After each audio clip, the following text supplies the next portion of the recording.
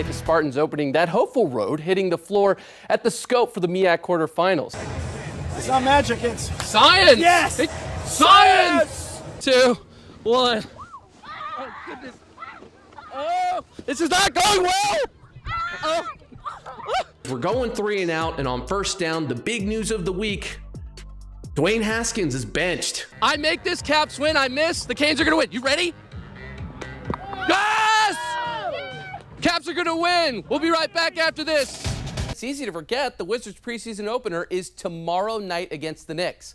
We probably won't see Bradley Beal on the court, but he's got a score to settle after missing out on all NBA honors last season. It has been exactly 1,090 days since the Tides have held opening day festivities, and of course, there's weather looming overhead. The departure of Jay Gruden grows the cloud that continues to loom over Redskins Park today, with more questions and no answers for how this franchise fixes its foundational issues.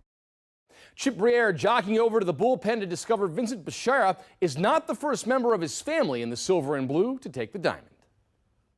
2 former ODU pitchers here on the outfield wall have World Series titles. Justin Verlander and Virginia Beach's Daniel Hudson, but neither can stake the claim that sophomore Vincent Bishara has. Monarch lineage. My first memory was coming here with my brother. He came to watch a game, and I sat right up where those 2 chairs are. I've been around this place for many years. Many years is putting it lightly. ODU baseball is part of Vincent's DNA. How about baseball? His family start in baseball dating back to 1951. It's Dad right there. When his grandfather Charles played for Bud Metheny. He said Bud Metheny told him to bunt and Dad hit a triple. Back then they had chewing tobacco. So he went to shake his hand and it was full of chewing tobacco. Vincent's dad remembers those years well, and how the entire Bishara family shares a long history with the city of Norfolk. We just kind of fit. We didn't fit like peanut butter and jelly. We fit like an old rusty screw that they slid in somewhere. When Vincent's older sister Christina joined ODU soccer, and older brother Brian continued the line of Monarchs on the diamond, graduating in 2014, everyone in the family knew Vinny was not far behind. You always wanted to play right down the street. I say the same thing to Vincent all the time when I'm talking to him. There's a lot of pressure on you to go out there and compete every day, as well as get your schoolwork done. Advice that has been put to good use on the mound. The sophomore pitcher out of Maury High School has the most appearances on ODU's pitching staff this season, and is excelling with his studies in cybersecurity. This was my dream college. It's weird to say that. A lot of people look at me funny, but like, ODU is my dream college, and I'm here playing baseball. That sense of heritage is felt by all, and will continue to be passed down to the next generation of Bisharas. If I had to pick up a trait that my father had rubbed off on them, it was probably just integrity, and to maintain that integrity. You want to do a little better than the one before you, and Vincent's definitely doing better. Having the OD on my chest, being on that mound, I turn around and look at the outfield, and my brother definitely played right there. This is where I wanted to be. In Norfolk, Chip Brierre, News 3 Sports. As you can see, I'm on deck here at Nationals Park ahead of tonight's game against the Miami Marlins. As you mentioned, they're warming up at the plate and in the win column. And clearing the fence has been a big part of their success, but it's what happens afterwards in the dugout. Oh, my form is awful. That's where it all comes together. When the ball leaves the yard, see you later. The dugout dance party is on. Well, here comes the dance party. What do we got? Parra brought that over, him and Sanchi. I think it's something that the guys look forward to. During their MLB best 24-10 stretch, the Nationals launched 44 long balls. But it's gone. Everybody gets excited to hit a homer now. And held a streak of 15 straight games with a home run. There's some that actually they need some work, and so I don't know if they're trying not to hit home runs so they don't have to dance. At this frequency of fun, some regulars like Juan Soto, Anthony Rendon, and Matt Adams need to get creative. I don't have a best stance.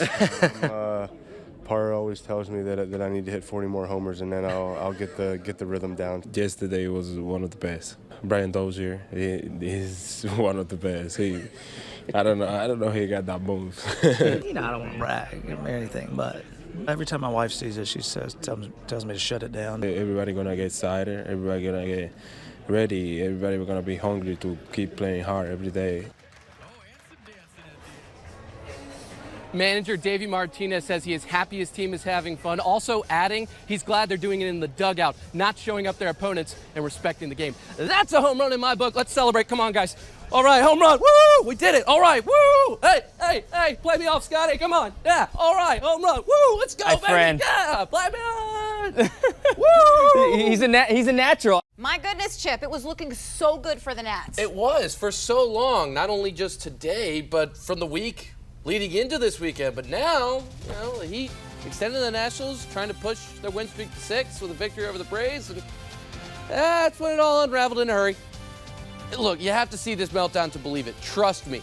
Keep it locked. And now, the Toyota Sports Desk, brought to you by your local Toyota dealers. All seen that the Demons for the first 2 months of Nationals baseball was behind them. But the bullpen that has been treading water during the stretch finally ran out of stamina. To the 7th inning, Nationals lead 8-4. Trevor Rosenthal enters the game out of the bullpen, proceeds to throw 12 straight balls, walking into a bases-loaded situation. Up next out of the pen, Tanner Rainey. He gives up a 5th straight walk by the Nationals. A run scores, making it 8-5. Then Freddie Freeman finally applies bat to baseball, driving in 3 runs to tie the game in the 7th. Now it is Jonathan Ross on the mound in the 8th. 2 Braves on, facing Dansby Swanson. Pineapple! That's my safe word, pineapple. 3-run home run by Swanson gives the Braves a 12-9 lead, an 8-1 scoring run in 2 frames. The Nationals' win streak comes to an abysmal end, losing 13-9. Orioles in Seattle against the Mariners this weekend. We go to the 2nd inning. Jonathan Villar is at second, and he gets caught leading, coming up short of the base, and is tagged out, keeping the O's from scoring down 1-0. A small sample size of why Baltimore has lost 10 in a row. However, the bullpen did blow up. In fact, redemption, thy name is Jonathan Villar 2 innings later.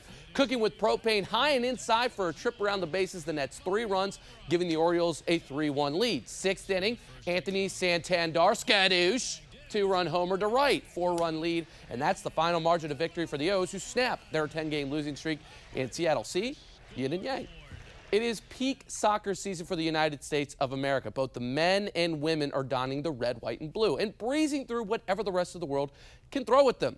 DC United's Paul Arriola on the starting 11 against Trinidad and Tobago in the 2nd game of group play in the Gold Cup tonight. 2nd half, wide open for the Americans. Just before the 70th minute mark, Jossie Zardes tractor beam right into the back of the net. His 2nd on the night makes it 3-0 USA. Then in the 73rd minute, yep, we're going to break it down because this is how easy it was for the United States. And freeze it. 4 options. Count them. So who's going to get it? Christian Pulisic. The United States crushes Trinidad and Tobago 6-0 to secure their spot in the Gold Cup round of 16, setting themselves up nicely to win Group D. Over in France, the women's national team has scored 18 goals and kept all 3 of their opponents in group play scoreless, heading into World Cup knockout stages. They've proven once again the United States of America is the team to beat. And their first step towards a 2nd straight World Cup final is a matchup against Spain on Monday, a team that narrowly squeaked past China on goal differential to set the date with the U.S. And still a team that the USA isn't taking lightly. I don't think you can necessarily base favorites off of what happens in group play. I think we're playing well, but at this point, anyone can win this tournament. We're so focused on ourselves and each game one at a time, and I think you guys can see that. And it's really enjoyable. We're all having a lot of fun, and that's what it comes down to, is that when you have fun, you play well. Final note, Washington Mystics are in Atlanta tomorrow afternoon. Tip-off is at 1 p.m.